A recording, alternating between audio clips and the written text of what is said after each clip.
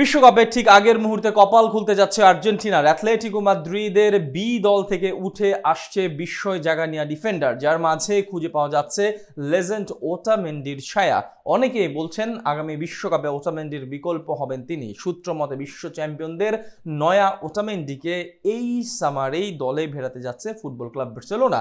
কাতালুনিয়া ক্লাবটির জার্সিতে খেলতে স্কালোনির দলেও পেতে পারেন সুযোগ। 2026 বিশ্বকাপে হবেন ওটামেন্ডির যোগ্য রিপ্লেসমেন্ট। কে এই তরুণ? বিস্তারিত রিপোর্ট। আপনাকে যদি বলা হয় আগামী বিশ্বকাপে আর্জেন্টিনা ফেভারিট কিনা, নিশ্চয়ই প্রশ্নের উত্তরখানা সহজ। অবশ্যই আর্জেন্টিনা হট ফেভারিট আমেরিকা বিশ্বকাপে। ডিফেন্ডিং চ্যাম্পিয়নরা আগামী টুর্নামেন্টেও শিরোপার অন্যতম দাবিদার।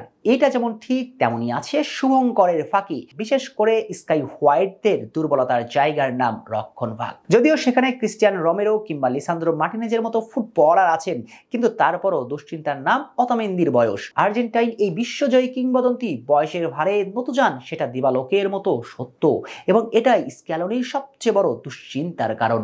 আগামী বিশ্বকাপে ওটামেন্দির বয়স হবে 38। সে বয়সে তরুণ সব উইঙ্গারদের গতি কিভাবে থামাবেন ওটামেন্দি, তা মাথা ব্যথার কারণই বটে। ব্যথায় কাতর হওয়া স্ক্যালোনির জন্য অবশ্য সবচেয়ে বড় সুখবরটা জানাচ্ছেন ইউরোপের গণমাধ্যমগুলো।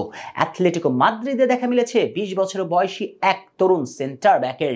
নামটা তার গ্রেনিমো স্পিনা। 20 বছর বয়সী এই বিস্ময় জাগানিয়া প্রতিভার প্রতি নজর রেখেছে স্প্যানিশ ক্লাব বার্সেলোনা। এই ট্রান্সফার উইন্ডোতে কাতালান ক্লাবটিতে নাম লেখাতে যাচ্ছে স্পিনা।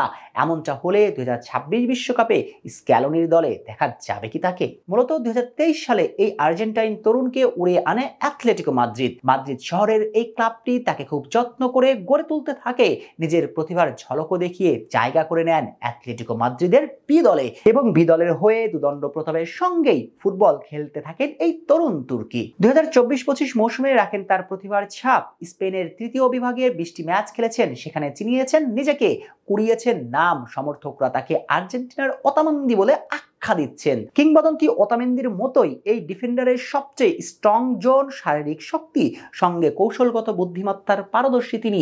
তার উচ্চতা প্রায় 1.87 মিটার। মূলত বাদিকের সেন্টার ব্যাক হিসেবে খেলেন এই ফুটবলার। এসব কারণে নজরে আসে বার্সা বোর্ডের। এক প্রকার গোপনে শুরু হয় অ্যাথলেটিকো মাদ্রিদের সঙ্গে তাদের আলাপ আলোচনা, এবং সর্বশেষ যা আসলো গণমাধ্যমে, সূত্র বলছে অন্তত কম মূল্যে তাকে পেয়ে যাবে বার্সা। সেজন্য এই সুযোগটা হেলায় হাতছাড়া করতে চাচ্ছে না কাতালোনিয়া ক্লাবটি। এমনকি বার্সা কোচ হ্যান্সি ফ্লিকের বিশেষ নজরেও আছেন এই উদীয়মান তারকা।